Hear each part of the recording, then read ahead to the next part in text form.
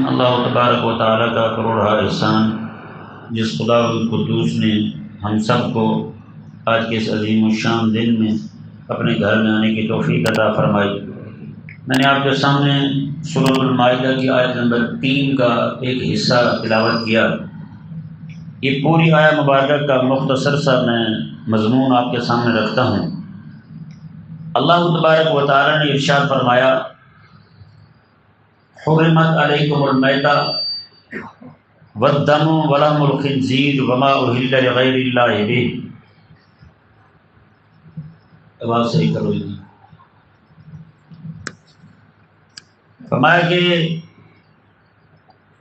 تم پر حرام کر دیا گیا مردار، والدم اور بہنے والا خون، ولحم الخنزیر اور خنزیر کا گوشت، وما اہل لغیر اللہ بہ اور ہر وہ جانور حرام کر دیا گیا جس کو ذبح کرتے ہوئے اللہ کے علاوہ کسی اور کا نام لیا جائے۔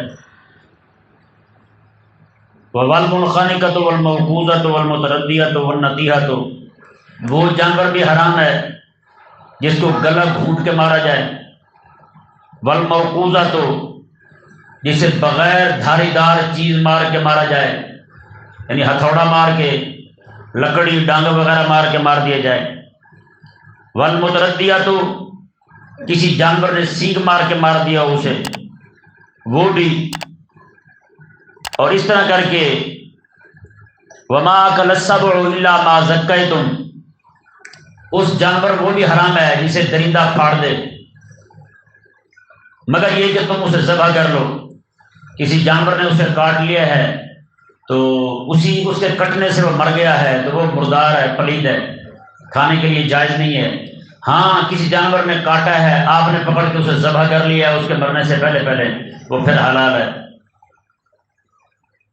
وما ذبح علی النصب، اور وہ جانور جو بتوں کے لیے ذبح کیا جائے، کسی کی تہان پہ، استہان پہ جا کے اسے ذبح کیا جائے۔ اور وان تستقسموا بالازلام، اور یہ بھی حرام ہے کہ تم پانسوں کے ذریعے تقسیم کرنے لگو۔ ذالکم فسق، یہ سارے کا سارا فسق ہے، جتنی بھی چیزیں پیچھے بیان ہوئی ہیں۔ یہ مضمون بیان کرتے ہوئے حلال اور حرام کے مسائل بیان ہو رہے ہیں، درمیان میں اللہ تبارک و تعالیٰ نے ارشاد فرمایا، یہ مضمون پہلے ترجمہ اس کا سنیں۔ الیوم یئس الذین کفروا من دینکم، اللہ تعالیٰ نے ارشاد فرمایا آج کے دن پوری دنیا کے کافر تمہارے دین سے مایوس ہو گئے ہیں، تمہارے دین سے مایوس ہو گئے ہیں۔ مطلب پہلے دنیا کے کافر جو تھے ان کی یہ خواہش تھی یہ اسلام چھوڑ دیں گے، 4 دن کا مہمان ہے اسلام رخصت ہو جائے گا، نام لینے والے چلے جائیں گے دنیا سے، تو ان کا ذہن یہی تھا کہ اسلام ختم ہونے والا ہے۔ اللہ تعالیٰ نے ارشاد فرمایا الیوم یئس الذین کفروا من دینکم، آج کافر تمہارے دین سے مایوس ہو گئے ہیں۔ اور فرمایا فلا تخشوہم واخشونی، اللہ تعالیٰ نے ارشاد فرمایا کہ تم ان سے نہ ڈرو، مجھ سے ڈرو۔ جو حق بات ہے کہنے کی وہ تم کہو، جہاں تمہارے دین کے بارے میں کوئی بات کی جائے تم نے کہا ہاں حق کہنا ہے، تم نے کسی کی پرواہ نہیں کرنی، کون کیا کہے گا، کون کیا سوچے گا۔ جب بات آئے میرے دین کی تو تم نے مجھ سے ڈرنا ہے، کسی اور سے نہیں ڈرنا۔ اور آگے رب تعالیٰ نے ارشاد فرمایا اللہ اکبر، یہ الفاظ الیوم اکملت لکم دینکم، اللہ تعالیٰ نے فرمایا آج کے دن میں نے تمہارے لیے تمہارا دین کامل کر دیا ہے۔ ضرور سے کہیں سبحان اللہ۔ آج کے دن میں نے تمہارے لیے تمہارا دین کامل کر دیا ہے۔ وَأَتْمَمْتُ عَلَيْكُمْ نِعْمَتِي، اور میں نے تمہارے لیے نعمت اپنی آج پوری کر دی ہے۔ اور آگے کیا فرمایا اللہ اکبر، وَرَضِيتُ لَكُمُ الْإِسْلَامَ دِينًا، آج میں نے تمہارے لیے پہلے سے ہی، یعنی میں نے تمہارے لیے سارے دینوں میں سے صرف اسلام دین پسند کیا ہے۔ اندازہ لگائیں، یہ پیچھے حلال حرام کے مسائل بیان ہو رہے تھے، این بیچ کے اندر یہ آیت مبارکہ کے الفاظ جو ہیں یہ رب تبارک و تعالیٰ نے بیان فرمائے۔ اور آگے کیا فرمایا، آگے دیکھیں، فامن اضطر فی مخمصۃ، ہاں کوئی بندہ مجبور ہو، کھانے پینے کو کچھ نہ مل رہا ہو، غیر متجانف للاسم، وہ باغی بھی نہ ہو گناہ گار بھی نہ ہو، یعنی یہ نہیں اس کو چیزیں جتنی بھی پیچھے حرام کی گئی ہیں، مجبور ہو بندہ، کھانے کو کچھ بھی نہیں ہے اس کے پاس، تو وہ حرام چیزیں بھی اس کے لیے ایک وقت تک کے لیے اجازت ہے، انہیں بھی استعمال کر سکتا ہے۔ حرام چیز بھی اس کے لیے اس کی چھوٹ ہو جائے گی کہ وہ استعمال کر لے، چسکے لینے والا نہ ہو، ہاتھ سے بڑھنے والا نہ ہو، صرف اتنا استعمال کرے گا اس حرام کو جس سے اس کی جان بچ جائے، مرے نہ ہیں۔ یہ نہ ہو کہ جناب اس وقت بیٹھا رہے کہ جو بھی ہاتھ آ رہا ہے وہ کھا سکتا ہے، اسے اجازت ہے اسلام کی طرف سے، رب تعالیٰ کی طرف سے۔ اللہ تعالیٰ نے ارشاد فرمایا فَإِنَّ اللَّهَ غَفُورٌ رَحِيمٌ، وہ جس نے مجبوری کے تحت حرام چیز کھائی ہے اب وہ پریشان نہ ہو، کیوں؟ اللہ تبارک و تعالیٰ بخشنے والا مہربان ہے۔ ہاں تو پریشانی کی بات نہیں ہے اس کے لیے کہ وہ جناب دل پہ لے لے میں تو یہ کھا چکا ہوں اب میرا کیا بنے گا۔ پیارے اور محترم بھائیوں، یہ آیت مبارکہ الیوم یئس الذین کفروا من دینکم، اگلا حصہ الیوم اکملت لکم سے لے کر ورضیت لکم الاسلام دینا، یہ الفاظ جو ہیں اس آیت کریمہ کے سورہ مائدہ کی آیت نمبر 3 کے الفاظ، یہ کریم آقا صلی اللہ علیہ وسلم کے عقیدہ اور نظریہ ختم نبوت کا ثبوت دے رہے ہیں۔ آقا علیہ السلام کی ختم نبوت کا یہ بین واضح روز روشن کی طرح، جس طرح سورج چمکا ہوتا ہے نا، چمک سے دن روشن ہو جاتا ہے، اس سے بھی زیادہ چمکتا ہوا عقیدہ ختم نبوت اسی آیا مبارکہ سے ظاہر ہو رہا ہے۔ مزے کی بات دیکھیں، یہ آیا مبارکہ جو ہے نا، جس شان سے یہ آیت نازل ہوئی نا، باقی آیتوں کے نزول میں وہ بات نہیں دیکھی جا سکتی۔ کیسے جی؟ باقی جو آیات نازل ہوئی ہیں کہیں پہ آقا علیہ السلام کے صحابہ کرام علیہ رضوان ساتھ ہیں، کہیں پہ نہیں۔ کئی بار ایسا ہوتا صبح آقا علیہ السلام کے صحابہ روزانہ بلا لگا، ان کا تو معمول تھا، صبح مسجد نبی میں بیٹھے ہوتے، نماز پڑھاتے حضور، نماز کے بعد بیٹھ جاتے، ٹولیاں بنا لیتے ہیں۔ آقا علیہ السلام نماز کے بعد سب سے پہلا کام جو اپنے صحابہ کو کرتے تھے، ان کو جو سناتے تھے حضور، وہ رات کو آنے والی وحی سنایا کرتے تھے۔ رات کو آنے والی وحی آقا علیہ السلام اپنے صحابہ کرام علیہ رضوان کو سنایا کرتے تھے۔ یعنی اس وقت جو سن رہے ہیں وہ ساتھ والے لوگ ہوں گے، مکے والے مکے میں ہوں گے، طائف والے طائف میں ہوں گے، یمن والے یمن میں ہوں گے، باقی صحابہ روانہ کر دیے گئے ہوں گے، لیکن قربان جائیں۔ اور کئی بار ایسا ہوا آقا علیہ السلام اپنی زوجہ محترمہ حضرت عائشہ صدیقہ رضی اللہ تعالیٰ عنہا، ان کے پاس حضور بیٹھے ہیں، اکیلے حضور ہیں یا پھر حضرت عائشہ ہیں، وہاں پہ وحی آ رہی ہے، وہاں پہ وحی آ رہی ہے۔ اور قربان جائیں، جب یہ آیت نازل ہوئی نا جی، جس کے اندر رب تبارک و تعالیٰ نے عقیدہ ختم نبوت کو بیان فرمایا ہے، آقا علیہ السلام کے صحابہ میدان عرفات کے اندر حضور موجود ہیں۔ 9 تاریخ ہے ذوالحج کی، 9 تاریخ ہے ذوالحج کی، اور عرفہ کا دن ہے، اور میدان عرفات ہے جہاں پہ حج کا رکن اعظم ادا ہوتا ہے، وہیں پر آقا علیہ السلام تشریف فرما ہے، اور آقا علیہ السلام کے صحابہ 1.25 لاکھ سے بھی زیادہ صحابہ وہاں موجود ہیں۔ اس وقت اللہ تبارک و تعالیٰ نے یہ آیت مبارکہ جو ختم نبوت کی دال تھی، وہ آیت مبارکہ نازل فرما کر رب تبارک و تعالیٰ نے امت پر بہت بڑا احسان فرما دیا ہے۔ ایک 1.25 لاکھ صحابہ حضور کے، 1.25 لاکھ صحابہ۔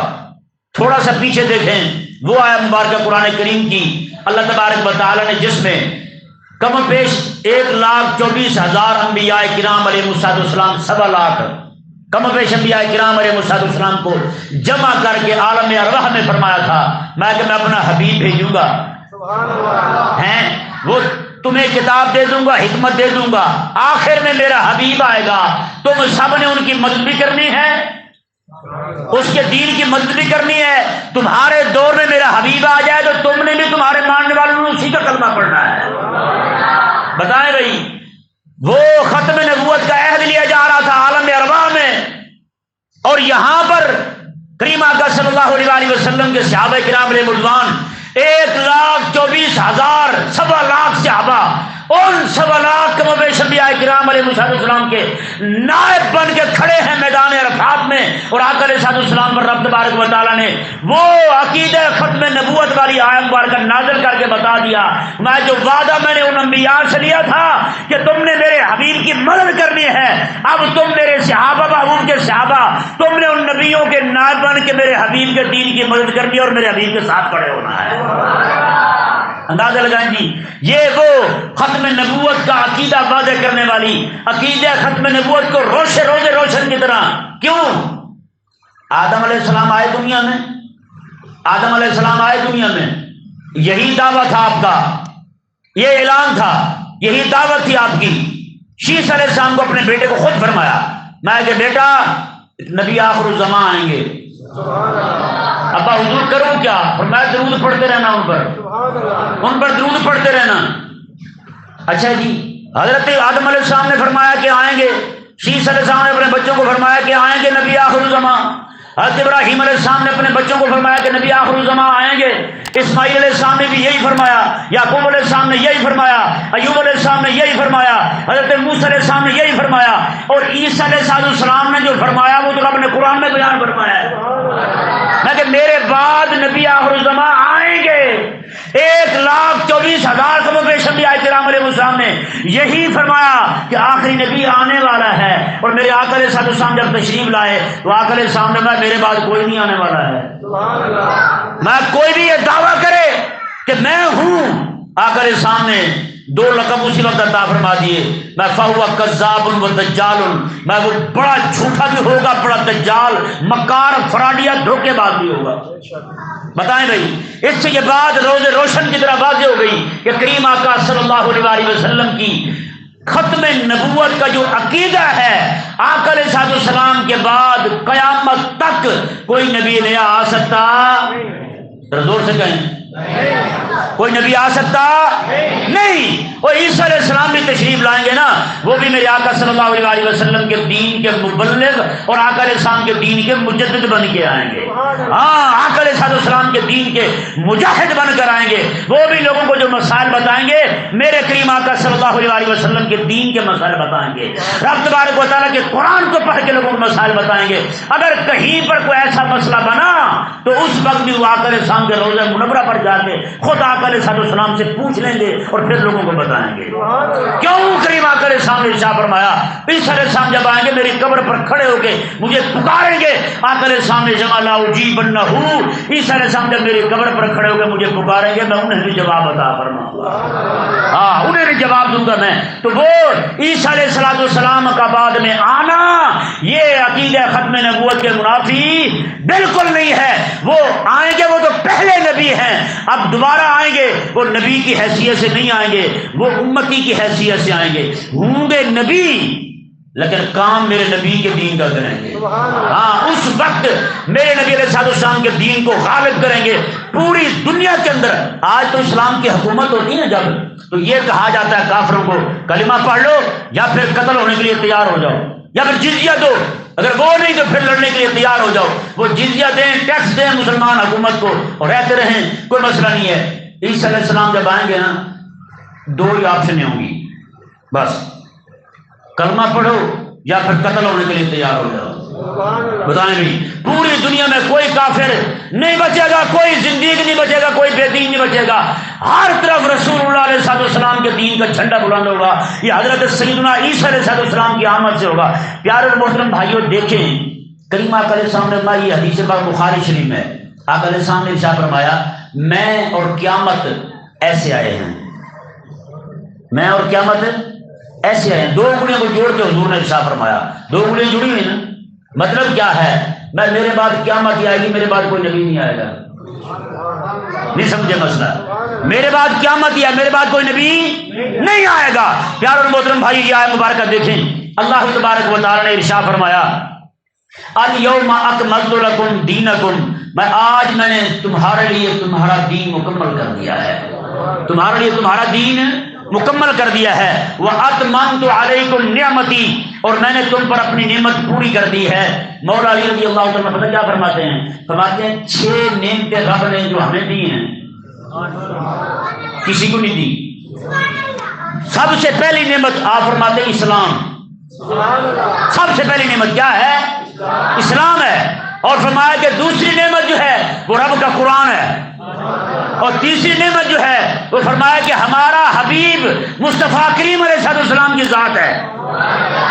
یہ نعمتیں رب تبارک و تعالیٰ نے جو ہمیں دی ہیں وہ کسی کو نہیں عطا فرمائی. یہ اور چوتھی بات کیا فرمائی؟ اللہ اکبر. مولوی فرماتے ہیں بس ستر رب تبارک و ستر پردے کو کہتے ہیں. یہ رب تعالیٰ نے اسی امت کو دیا ہے. رب تعالیٰ نے حبیب کریم علیہ السلام سے پوچھا معراج کی رات, حبیب پریشان تو نہیں ہے تو کہ تجھے اور تیری امت کو سب سے آخر میں رکھا ہے؟ پریشان تو نہیں ہے حبیب, غمگین تو نہیں ہے؟ اللہ تبارک و تعالیٰ نے فرمایا حبیب پیارے تجھے آخر میں, تیری امت کو آخر میں بھیجنے میں ایک مقصد یہ بھی ہے, پچھلی امتیں جو گناہ کرتی تھی ان کے عذاب بھی, آنے والے عذاب بھی اور گناہ بھی, وہ سارے تیری امت کے سامنے رہیں. وہ تیری امت کے سامنے شرمندہ ہوں, تیری امت ان کے سامنے شرمندہ نہ ہو. اندازہ لگائیں. ہاں جو کچھ انہوں نے کیا ہے وہ تو تیری امت کے سامنے ہو, لیکن تیری امت کے اعمال ان کے سامنے نہ ہوں. پیارے اور محترم بھائیو, رب تبارک و تعالیٰ نے ارشاد فرمایا وَرَضِيتُ لَكُمُ الْإِسْلَامَ دِينًا, اور تمہارے لیے تمہارا دین پسند کیا ہے. بتائیں بھائی, اس سے یہ بات ثابت ہوتی ہے رب یہ دین پسند کر کے دے, اور یہی وجہ ہے اس دین میں پینے کے لیے زمزم ہے. آپ کسی اور دین گندے کو دیکھیں تو وہاں پینے کے لیے گائے کا پیشاب ہے یا نہیں؟ اس دین میں صاف ستھرا بندہ ہو کے خالق اور مالک کے سامنے جھکتا ہے, اور دوسرے گندے دین جو ہیں اس میں ہر بندے کے سامنے جھکتا ہے. پنڈت کو بھی سجدے ہیں, مورتیوں کو بھی سجدے ہیں, پتھروں کو سجدے ہیں, کتے کو سجدے ہیں. کتا کو سر لگا کے بھونکڑے وہ بھی رب ہے ان کا. چوہا اگر بوری گندم باہر نکالے وہ بھی رب ہے. کیا فن ہے, ٹیکنیکل چوہا ہے جی, اسے بھی خدا مان لیا انہوں نے, نعوذ باللہ من ذالک, ذلیل میں بیڑا غرق ہو گیا. قسم خدا کی جتنا سونا دین رب تبارک و تعالیٰ نے مصطفیٰ کریم علیہ السلام کے غلاموں کو عطا فرمایا ہے, پوری کائنات میں کسی کے پاس نہیں ہے. اور مزے کی بات دیکھیں, یہ دین وہ دین ہے. اب یہاں ایک سوال پیدا ہوتا ہے, باقی جو نبی تشریف لائے ہیں کہ یہ دین مکمل ہے, تو باقی نبیوں کا دین جو ہے وہ مکمل نہیں ہے؟ بولو بھائی, باقی نبیوں کا دین بھی تو مکمل ہے, پھر یہ دین بھی مکمل ہے, پھر رب نے یہ کیوں فرمایا کہ تمہیں مکمل دین دیا؟ مطلب یہ ہے ان کا جو دین تھا وہ ان کے دور کے لیے, ان کے قبیلے کے لیے, ان کے علاقے کے لیے, جہاں تک ان کی نبوت تھی ان سب کو کفایت کرنے والا دین تھا. رب تعالیٰ نے جو حبیب کریم علیہ السلام کو دین دیا ہے نا, قیامت تک اس دین کے اندر نہ ایڈیشن کی ضرورت پڑے گی نہ کمی کی ضرورت پڑے گی. یہ وہ دین مکمل دین میرے آقا صلی اللہ علیہ وسلم کا. رب تبارک و تعالیٰ نے ارشاد فرمایا میں نے یہ دین تمہارے لیے پسند کیا ہے. اب کسی دین متین کے کسی ایک حکم کو ناپسند کرنے والا بندہ کافر ہے. کیا ہے؟ کافر ہے, مسلمان نہیں ہے. رب کہے میں نے پسند کیا ہے, اور یہ زیادہ فن خواہ بنے نہیں کہ میں کہتا ہوں ایسے ہونا چاہیے. دماغ خراب ہے تیرا, پاگل ہے تو کیوں کہتا ہے ایسے ہونا چاہیے جب خالق اور مالک فرمایا میں نے پسند کیا ہے جی. نماز روزے سے لے کر حاجی کے ٹینڈ کروانے تک, اس کے قیمتی سے قیمتی لباس پہننے سے لے کر حج کے دوران کندھے ننگے کرنے تک ایک ایک حکم رب تبارک و تعالیٰ کا عطا کردہ بھی ہے اور پسند فرمودہ بھی ہے. بس اب بتائیں بھائی, یہ نعمت رب تبارک و تعالیٰ نے پورے دین والی, رب نے فرمایا کہ میرا پسندیدہ ہے, تو کیا خیال ہے رب تبارک و تعالیٰ جن کو دے رہا تھا صحابہ وہ پسند نہیں ہے؟ پسندیدہ شاید بندہ پسند بندوں کو دیتا ہے نا, پسندیدہ شاید پسند بندوں کو دیتا ہے جو پسند ہو اسے. اب جو بندہ دین کے کسی حکم پہ اعتراض کرے وہ بھی بے دین. تو جس رب تبارک و تعالیٰ اپنی پسندیدہ شاید دین ایمان شریعت جن صحابہ کو دے رہا ہے ان کا انکار کرے وہ بھی بے دین ہے. کسی ایک صحابی پہ اعتراض کرنے والا, کسی ایک صحابی کو بھونکنے والا بندہ جو ہے وہ جہنم کے کتوں میں سے کتا ہے. وہ چاہے پیر کی شکل میں ہو چاہے ملا کی شکل میں ہو, چاہے کوئی ہو وہ بندہ. تو پھر آپ کو پیر کہہ کے نعوذ باللہ من ذالک صحابہ کے خلاف بھونکے, یا حضرت امیر معاویہ کے خلاف بھونکے, یا کسی بھی آ کر اسلام کے شادی کے خلاف بھونکے, وہ پیر زور سے وہ پیر نہیں ہے، وہ پرلے درجے کا خنزیر ہے۔ ہاں ہمارے لیے پیر وہی ہے جو مصطفیٰ کریم علیہ السلام کی لائی ہوئی شریعت کو بھی مانے اور آقا علیہ السلام کے ہر غلام کو بھی مانے۔ ہائے ہائے، ایک بات سناؤں آپ کو، حیران رہ جائیں گے آپ۔ ایک بزرگ تھے، آج بھی کہتے ہیں کئی سارے نعت خواں، میں کاش مدینے میں اس دور میں پیدا ہو چکا ہوتا۔ میں نے کہا بندے پتر پانا، شکر کر خدا کا تو اب پیدا ہوا ہے، اس وقت ہوتا ہو سکتا عبداللہ بن ابی کا مرید ہوتا تم، ابو جہل کے ساتھ کھڑا ہوتا تم، نہ کیا کرے ایسی باتیں۔ ایک بزرگ تھے، وہ یہی دعا کیا کرتے تھے، یا اللہ کاش کہ میں حضور کے دور میں ہوتا، کاش کہ میں رسول اللہ علیہ السلام کے دور میں ہوتا تو میں یہ کرتا وہ کرتا، خدمت کرتا میں۔ اللہ اکبر کبیرہ۔ جب اس نے یہ بات کی نا، رات کو خواب میں آقا علیہ السلام کی زیارت ہوئی، آقا علیہ السلام کی زیارت ہوئی خواب میں۔ حیران ہو جائیں گے آپ یہ بات سن کے۔ کریم آقا صلی اللہ علیہ وسلم ایک سواری پر سوار ہیں، سواری پر سوار ہیں، اور بھی لوگ بیٹھے ہوئے ہیں، یہ بھی بیٹھا ہوا ہے، آقا علیہ السلام کے صحابی بھی بیٹھے ہیں کچھ۔ تو کہتے ہیں پہاڑی پہ اس طرح حضور کی سواری جو بھی تھی، جو بھی دیکھا انہوں نے خواب میں، جو بھی سواری تھی، وہ کہتے ہیں پہاڑ کی جانب اس طرح چڑھ رہی تھی اوپر، اچانک وہ سواری پیچھے کو آنے لگی۔ کہتا ہے میں بھاگ کے گیا، میں نے کہا پتھر اٹھا کے اس کے نیچے رکھ دوں تاکہ یہ ٹھہر جائے، پیچھے نہ آئے، آقا علیہ السلام کو تکلیف نہ ہو۔ کہتے ہیں میں جب لے کے آیا دیکھا تو سواری نیچے کی طرف ڈھلکی ہوئی ہے لیکن سواری وہی ٹھہری ہوئی ہے۔ کہتے میں خوش ہو گیا، میں نے کہا واہ حضور کا معجزہ، سبحان اللہ۔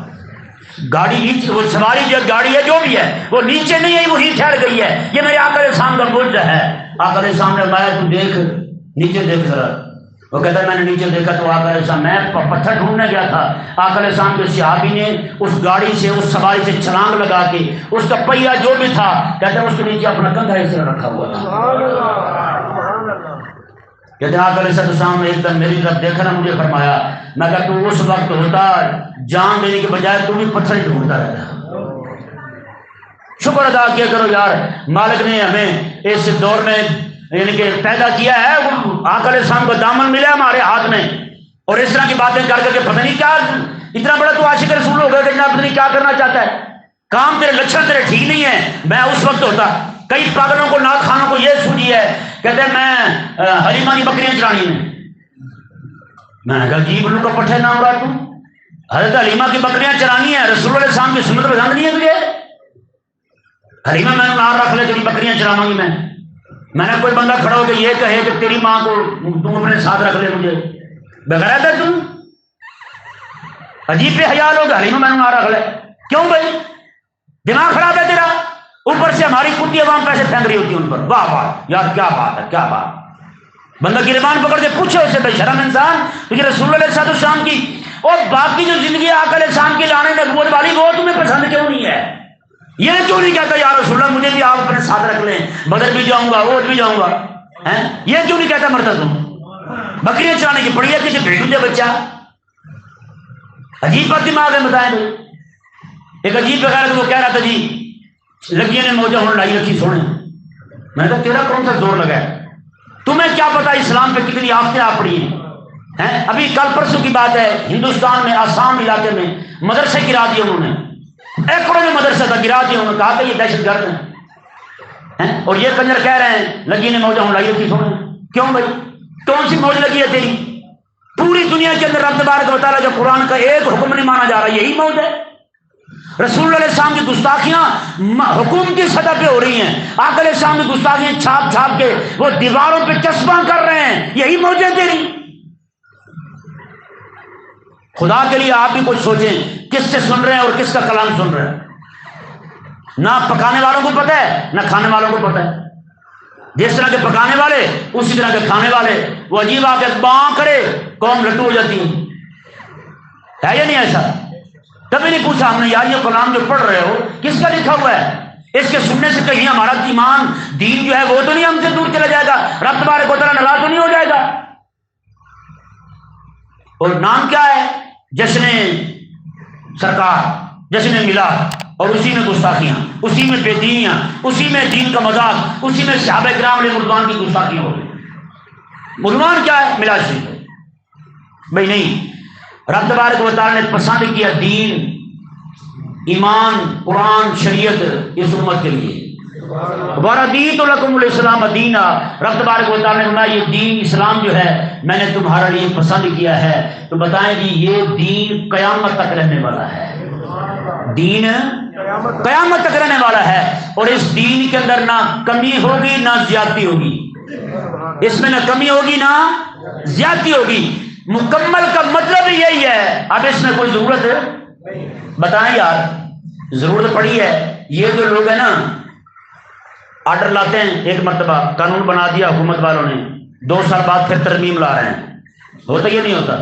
ترمیم لا رہے ہیں نا. ایک قانون بنا دیا، ایک دن بنا دیا، دوسرے دن پھر ترمیم آ گئی. لیکن قربان جائیں جو قانون میرے رب نے اپنے حبیب کو دیا ہے اس میں تو ترمیم کو کرے تو نبی ہی کرے نا. نبوت کا دروازہ بند ہے. آقا علیہ السلام نہیں، اس میں ایڈیشن ہو نہیں سکتی.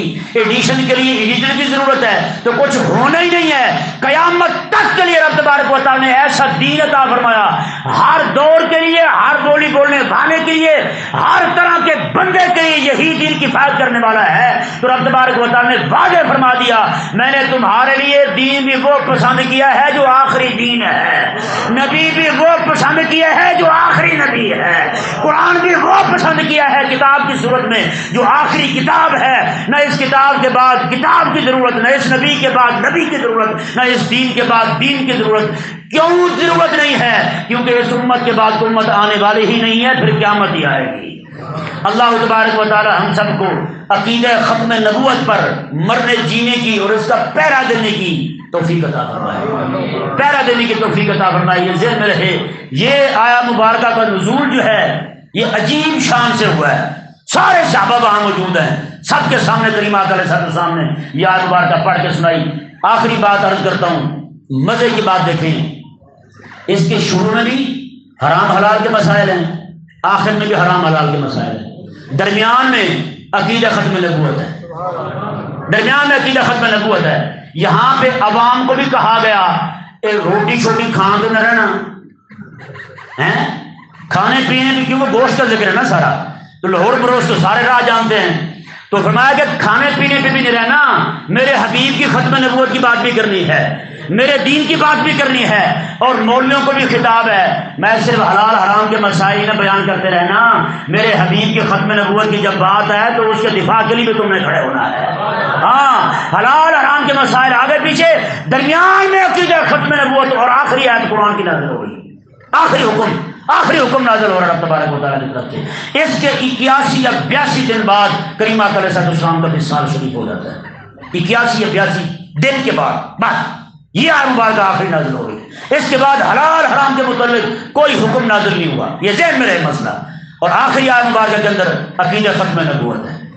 عالم ارواح میں بھی عقیدہ ختم نبوت، اور قرآن کی آخری آیت جو نازل ہو رہی ہے اس کے اندر بھی عقیدہ ختم نبوت. کیا واضح کیا رب تبارک والناس ترتیب کے حساب سے آخری ہے. ختم نبوت والی آیت جو ہے یہ نزول کے اعتبار سے آخری آیت ہے. ہاں اب بتائیں یار اس سے بڑھ کر اور کیا اہمیت اجاگر کی جائے عقیدہ ختم نبوت کی. بات ختم.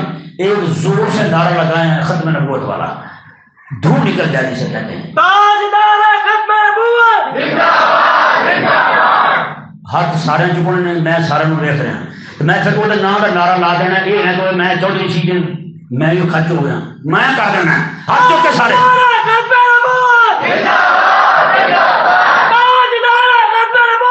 زندہ باد زندہ باد. اللہ تبارک و تعالی ہمیں عمل بے اخلاص کی توفیق عطا فرمائے.